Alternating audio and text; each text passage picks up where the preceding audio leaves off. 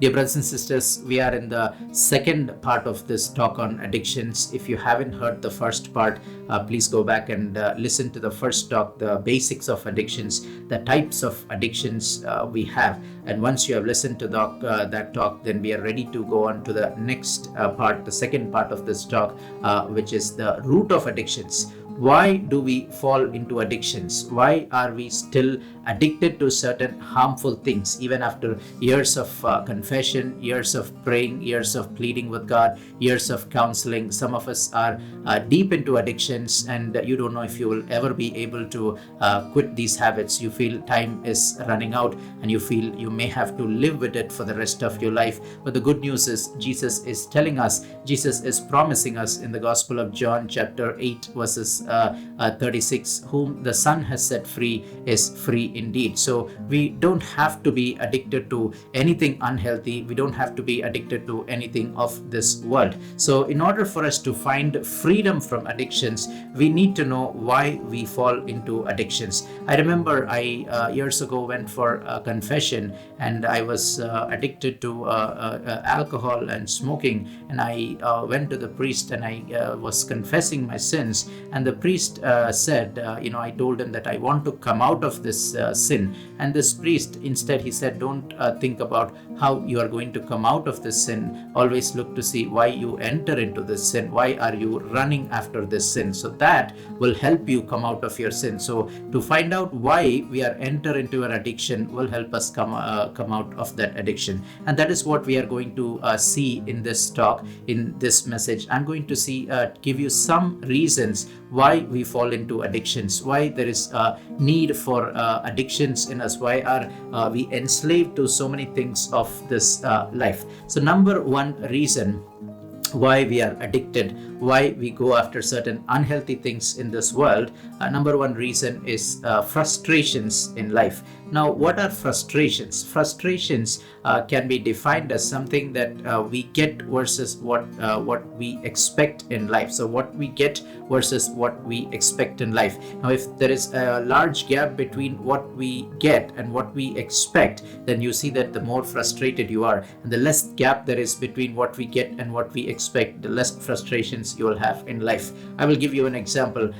Say for example, you are going to work in the morning and your travel time is 30 minutes. And as you are getting ready, you have this expectation that you will reach your workplace in 30 minutes. Now that is your expectation. But as you start to drive, you see that number one, there is traffic on the road. Number two, there is construction going on. There is less lanes to travel, less lanes to drive.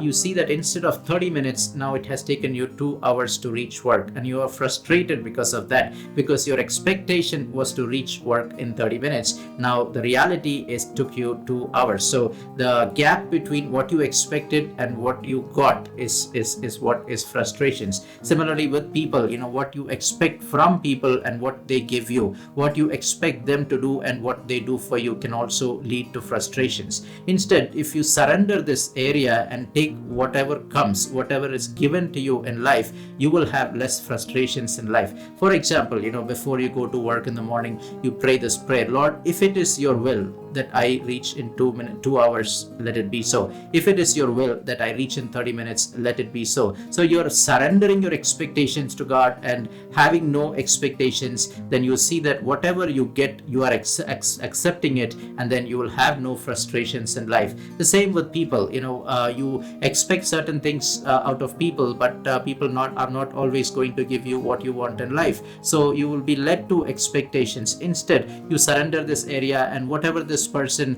if this person helps you with work, well and good. If this person doesn't help you, then you will do it on your own.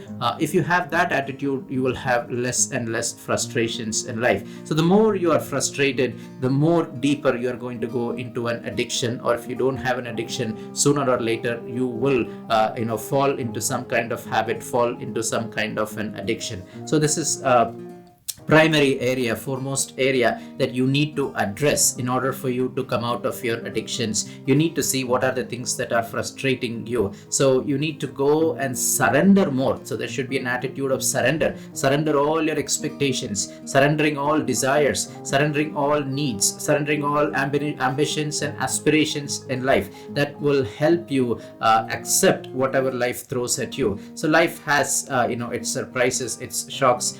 We don't always get what we want. So when we learn to accept everything that comes our way, you will see that you will slowly get that power to master your addictions. So that was area number one. The second area is unhappiness with life, unhappiness with your present life. You're unhappy about something in life. You're unhappy about your job. You're unhappy about your career. Maybe you're unhappy about the way you look, the body type, maybe your color, your body type, your skin type, or maybe you are a very obese person. You want to be fit, but you're a very obese person. You're unhappy with the way you are. Maybe you're unhappy with your marriage partner. You had so much of expectations in the beginning of your marriage, but now you're very unhappy with the way things are. So your unhappiness is buried deep inside. Unhappy with your career. Maybe you see that everybody else has a better job, a better career, but you don't have a good job, and you are very unhappy within deep inside. You think, I should have maybe studied harder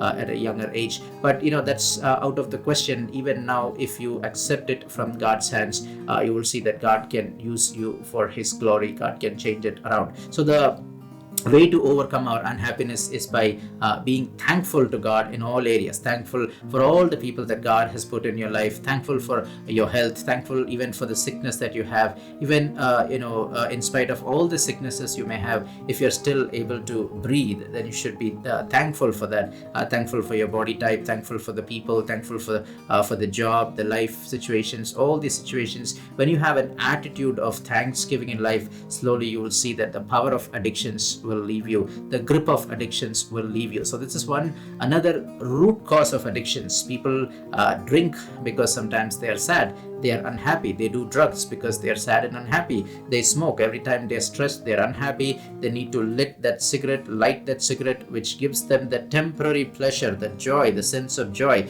It's not joy, it is pleasure. So the pleasure is sometimes mistaken as joy, and people go after this pleasure. So that was the second reason that I wanted to share with you, unhappiness, and the way the answer is by being thankful. Now the third reason why we fall into addictions is emptiness in us. Now we are spiritual beings, and there is always a need for God's presence in us. So every time there is an absence of God's presence, there will be an emptiness in us, and this emptiness is what makes us to go after the things of this world. Now how do we fill ourselves with God's presence? It is by doing spiritual activities. By spending time with God, we are filling ourselves with God's presence. By spending time with God, by attending Mass or reading the scriptures or praying, family prayer, personal prayer, community prayer. So all these activities where we engage ourselves and spend time with God, we are filling ourselves with God. Now, for example, this is a very common trend I see, and I have also experienced this.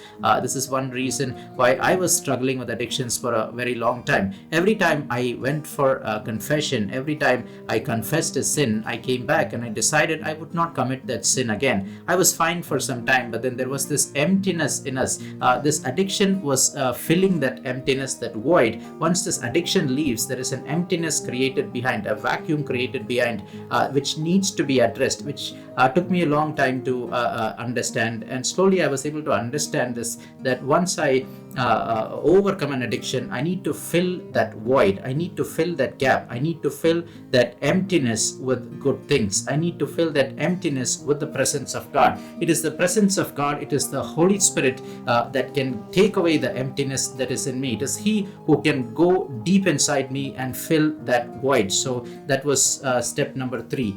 emptiness that is in us. So emptiness needs to be addressed. If you don't address the emptiness left behind by your addictions, you will never overcome your addictions. You will fall back into the same addiction, or it could be something different, something worse, something severe. So that was area number 3, why we fall into addictions, emptiness in us. So number 1 was frustrations, number 2 unhappiness, number 3 is emptiness. The 4th reason why we fall into addictions is because of a search for love in us. Now, dear brothers and sisters, the Word of God says that God created us in love because He is love, and we are created in the image and likeness of God, and God created us in love. So we are beings of love. There is a need for love in us. So our call is to love. Our call is to find a lover. We will always be finding and searching for a lover. We always want to be with something or with someone. So there is that need in us which we all have to understand.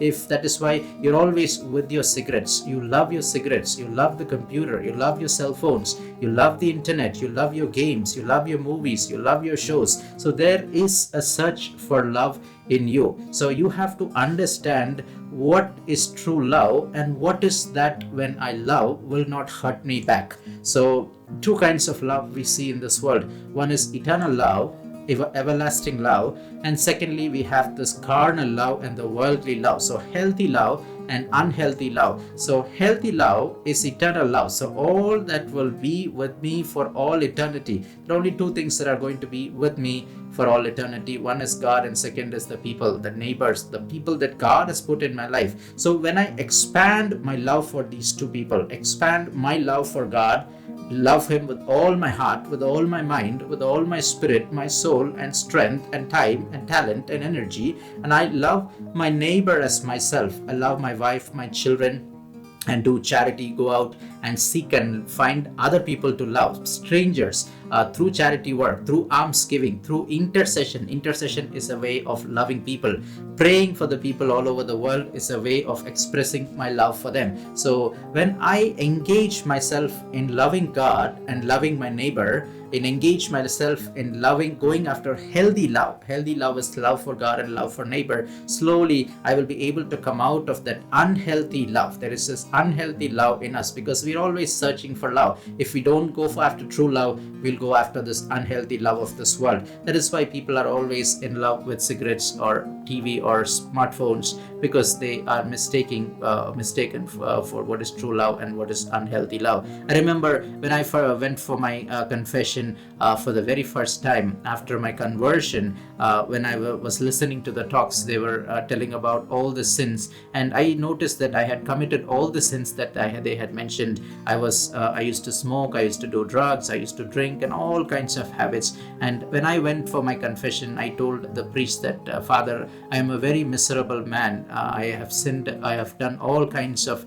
bad things. To this man, this priest was so kind to me, and he said, no, my son, you're not an evil man, you're not a bad man, you are a great lover. You love your cigarettes. That is why you've gone so deep into it. You have fallen in love with your cigarettes, and now you're addicted to cigarettes. You've fallen in love with alcohol, you're addicted to alcohol. So God is searching for a person like you. God wants somebody who can love Him so passionately and aggressively and deeply. You are the kind of person that God is seeking. So instead of blocking that flow of love, divert the love towards God. And that is what I did. I started doing from that point on. Instead of loving the things of this world, loving all these addictions, loving all the substances of this world, I channeled my love toward God, which is true love. And I'm very thankful. I'm very delighted even today, after some 20 some years, I haven't regretted loving God or going after God, because He fills me with His love. He takes away my emptiness. He takes away my frustrations. So there is no need in me to go after the love of this world.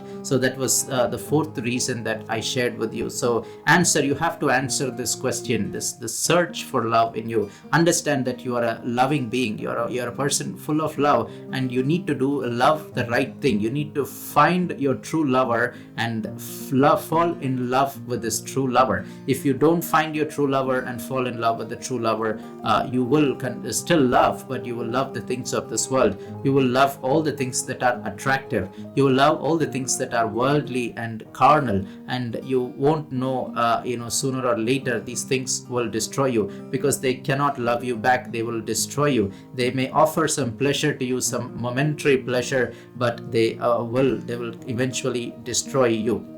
So do not seek unhealthy love, but go after true love. So these are some reasons that I wanted to mention to you. Some of these reasons are more deeper for you to understand, but understanding these reasons, understanding these areas will help you understand your life and your addictions better, and will help you eventually to come out of your addictions, which is what we are going to share in the next topic. So some areas that I mentioned, I will list it out to you again. Why we fall into addictions? Why is there a need to fall into addictions in us? Number one, frustrations in life, our expectations. We have high expectations of life. Expectations are not always met, which leads us with frustrations, and frustrations opens door to addictions. We are trapped in many addictions because of frustrations deep within us. Secondly, unhappiness, way things have turned out to be in your life. You are not able to get out of certain things, and you feel you're stuck with certain things, and the only way to express it by being unhappy deep within. But instead, let there be thanksgiving. Be thankful for everything and everyone in your life, and also accept your weaknesses, accept your body type, accept all the people that God has placed in your life, and be always thankful every minute. Be thankful to all that God has given you, your health, your sickness, financial conditions. Be thankful. And there is emptiness in us, which also need to be addressed when it comes to addictions, because addictions, we run after them because of emptiness, and when we try to overcome addictions, we need to address this area of emptiness. So emptiness needs to be filled with God's presence. Finally, there is a search for love in us, because we are love beings. We always have to be in love with something, either a substance or another human being or God or ourselves. So finding the true love and healthy love that is eternal, will help us overcome our addictions. With that, dear brothers and sisters, I will close this message. God bless you all.